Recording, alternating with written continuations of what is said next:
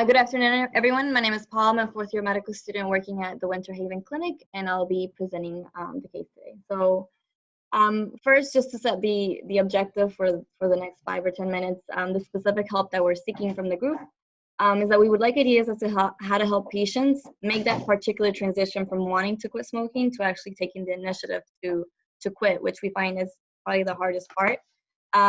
Stress is often cited as the #1 reason for smoking among our specific patient population.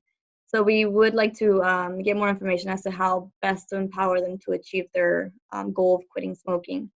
We'd also like to generate a discussion about the differences in tobacco cessation strategies based on gender. We went through several studies and a lot of literature showing that men and women kind of smoke for different reasons. Men may smoke more for the reinforcing effects of nicotine, whereas women seem to smoke to regulate mood or in response to cigarette-related cues. So should this affect tobacco cessation strategies? Should we target men and women the same way, or has anyone had any experience with tailoring, I guess, the tobacco cessation based on gender? So for our patient, she is actually a 32-year-old female African-American resident of public housing with a medical history of hypertension and anxiety. She's on 4 medications for her conditions. She reports a 6-year smoking history. She used to smoke a pack per day. She's down to like 6 or 7 cigarettes now. In terms of her tobacco cessation medication, she's actually never tried Chantix, bupropion. She was given nicotine patches in the past, but never actually got to using them. She's never really used any form of aid to help her quit smoking. And that includes counseling interventions. She didn't know anything about the quit line or any other form of counseling.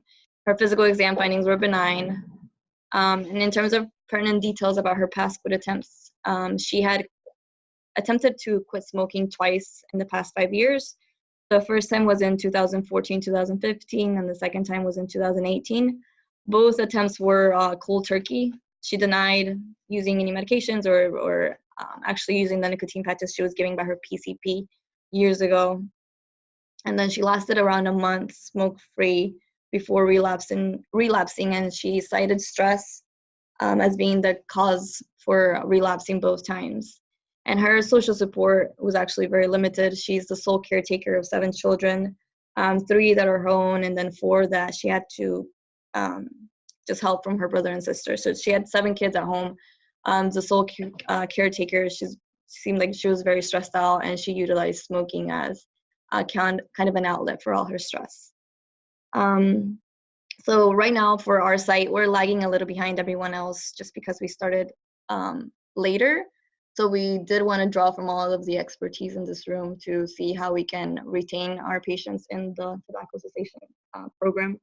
We're actively learning how to improve tobacco cessation education within the public housing community. Our patient we saw last month on the 7th of February, she expressed an interest in a 3rd attempt at quitting smoking. She was made aware of our program, and she was given resources, including how to contact the quit line once she felt ready to give up the habit.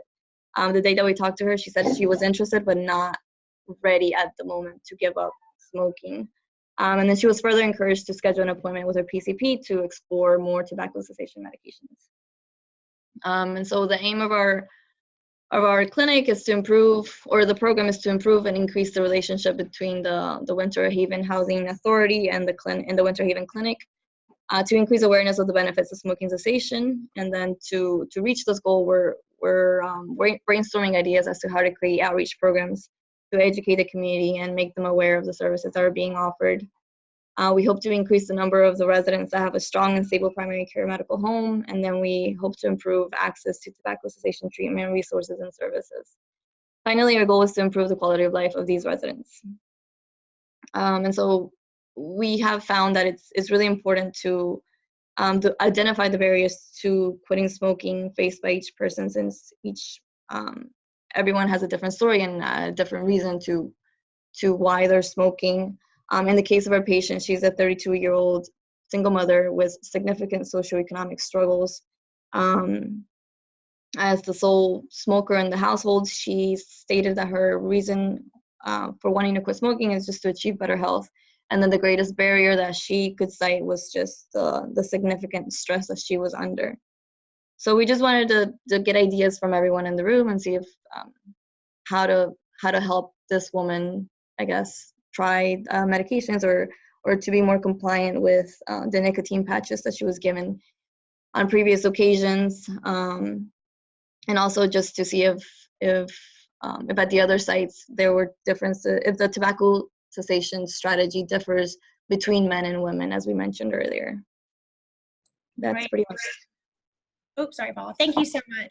That's wonderful. All right, does anybody have any clarifying questions for Paula?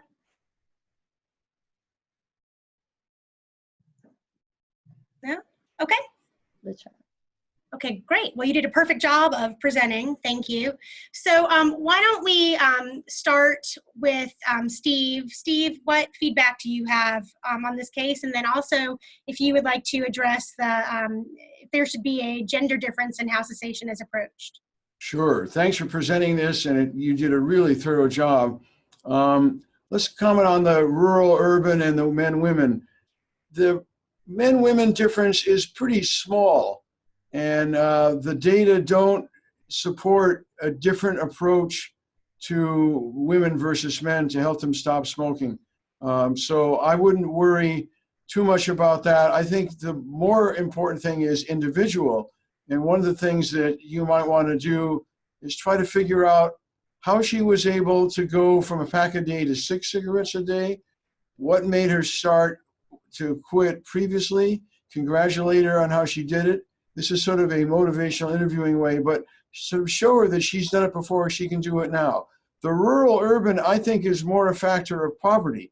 That is, it's well known that less educated people and people who are lower income are more likely to smoke, which is different than it was 2 or 3 generations earlier. And so I think that's a major reason. The other is that rural populations often have less access to medical care, so they may not be able to avail themselves of ways to help people stop smoking. A couple other things that I would mention are that she's in a home with 7 kids, and exposing the kids to the secondhand smoke is going to increase their rates of respiratory diseases, illnesses, and absences from school, which will make her own life more stressful because she's not sending them off to school. She's got to take care of them there. So that's a different kind of a way to urge her to quit.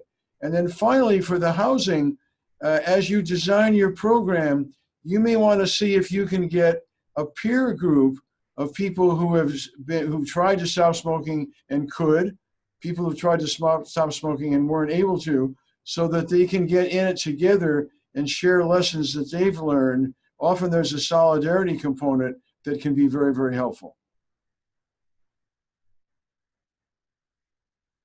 Great, thank you, Steve. All right, and Amy, how about you? Any thoughts? Yeah, great. Again, yeah, thank you for sharing that. That was very thorough. And like Steve said, she's doing great, and she's down from that pack a day to 6 cigarettes. So to really follow up on that, see what else is left that she can build on to continue with that and to continue to cut down to quit completely. You said that stress is kind of that main barrier for her. So to kind of explain how smoking doesn't solve that problem that's giving you the stress. So while in the short term, it might make you feel like, you're becoming less stressed, you're feeling more relaxed, but it's really doing the opposite. It's kind of that vicious cycle where it's going to fix that for, those couple minutes, those couple hours possibly, and then you're going to feel that again. That's going to be overpowering, and you're going to start smoking again. So getting down to really what is stressing you out, and then looking at other ways to manage that stress, developing those coping skills. So techniques like mindfulness is key, deep breathing. A lot of people like different relaxation exercises, even, doing some stretches or yoga poses, that sort of thing can help to relieve that stress in those healthier ways.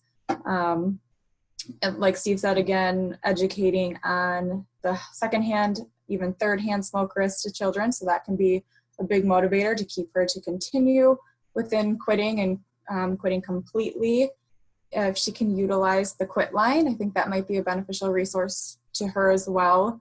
And then one other comment on the men versus women and quitting, and just in how to present maybe cessation and interest in quitting. And we've found that men typically are more receptive if you use the term coaching versus counseling, which women are typically more receptive to. So just kind of interchanging those two terms depending on gender might be a way to motivate either males or females to be interested in getting that cessation support. So just an idea there too. Thank you, Amy. That's great. All right, and then Linda?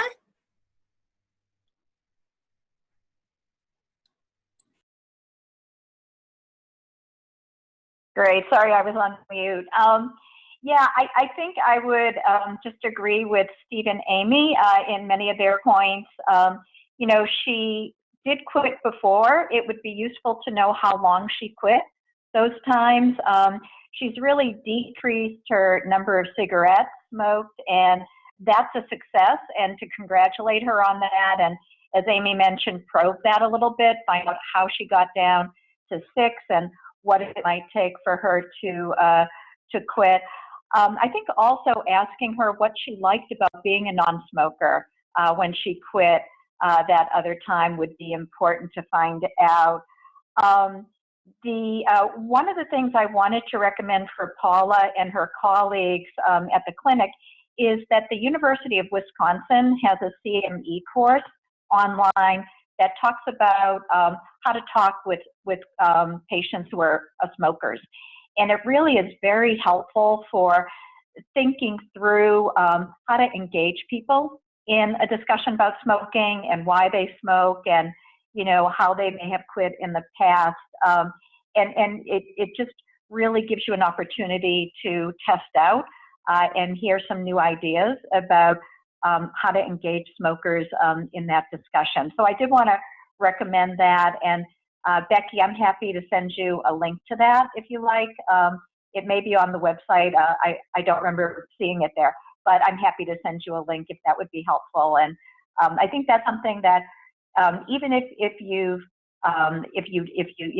speak to 5 or 10 smokers a year, it's always good just to sort of buff up those skills a little bit. And I'm hoping for me, Becky, you're going to hand it to Frank, and he can talk about those skills as well. Thank you, Linda. And yes, I was. Frank, anything to add? Yeah, several things. So first of all, to piggyback on what everybody else has said and what Steve said in the presentation, I think you need to really we all need to approach all of these individuals from the perspective that many of them, when they quit, just think they can make themselves quit and are stunned when that doesn't work. So what I would like you to approach everybody with is that they had to teach themselves how to smoke. This is a learned behavior. So all quitting is learning a new behavior, which is not smoking. And to learn anything, you need information, new skills, and a good teacher. And you know, I've always framed it with people like that because they seem to accept the fact that they can learn something if they get the right information. So in her case, and I agree that you should focus on what she was able to do and you know, the fact that she was able to quit for a month. But I would more likely like you to ask or to put this to her that she needs to do both the behavioral change and using a medication to quit successfully. Steve pointed out that people who tend to just kind of make themselves do this are the least successful. So if you approach it from that perspective, number one, I think that'll give her a little more incentive and she will think of herself as a failure. Number two, when people tell you that they're smoking to get rid of stress, there's one key word that they're leaving out, and that is it's the only way that they know how to get rid of stress. So it's very important with those individuals to really work, as Amy said, with them, I think even before they quit, on finding other ways to successfully deal with stress. Because the reality is, as Amy indicated, and we'll probably go into this in more detail in further sessions, but smoking does not get rid of stress. It causes stress. And what they're experiencing is, and what they mix up with getting rid of stress is getting rid of withdrawal. So withdrawal is irritability, anxiousness, restlessness, impatience, all those kind of negative emotions. And guess what? Stress is all those same emotions. So a smoker, when they get rid of withdrawal, mix it up with getting rid of stress because they feel better, and the symptoms, so to speak, of stress and withdrawal are nearly the same. So helping them understand that, number one, and number two, then teaching them other ways of dealing with stress are very, very important. And this is something we'll go through for the rest of the year, because this is almost every single smoker you're going to talk to has some kind of degree of belief that smoking gets rid of stress. And there's other things that are involved with it, but we don't have the time to go into that a lot today. So I would ask her, so if we want to tie in motivational interviewing, ask her, how do you think smoking is getting rid of your stress?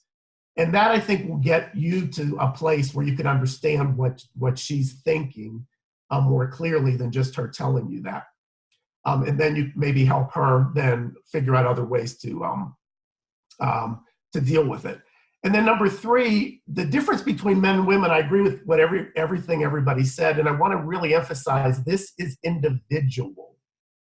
Everybody smokes for a different reason, started for a different reason, can't quit for a different reason, and there are all kinds of variations on all of that. So rather than look at it from a gender perspective, look at the fact that you need to create an individualized plan for each one of these people. When I have my chance to do my didactic, I'll go into that whole idea of planning and what's involved with it, what the necessary steps are. But that's the other key word here today, is to think about approaching this from a planning perspective. There has to be a plan.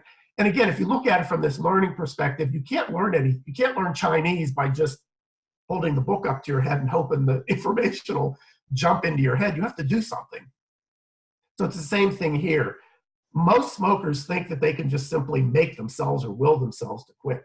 But if you help them understand that this is the learning process, then they'll understand there are certain steps they have to take and a plan they have to create. Yep. Yeah, so I could go on with a couple other things, but I don't want to take up too much more time. All right, thank you. If you feel like you want to email those to me, I can include them in the recommendations when I send it out to everybody. Okay. Thank you. And does anybody else have anything they want to add? Just come off mute and talk. This is Lynn from Pennsylvania. And as I was listening to the case study, it reminded me of what some of our partners here in Pennsylvania do in their regions. They have established partnerships with the YMCAs and YWCAs. They actually do the cessation, tobacco treatment classes and so forth at the YMCAs, YWCAs. And I was thinking how nice if this mother of 7 could have a place to go to get both cessation tobacco treatment classes, let the kids go burn off their energy. She could also use the gym. They let them use the gym for the 8 to 10 weeks of the Y facilities and gym and so forth and classes for those weeks that they are involved in the cessation program.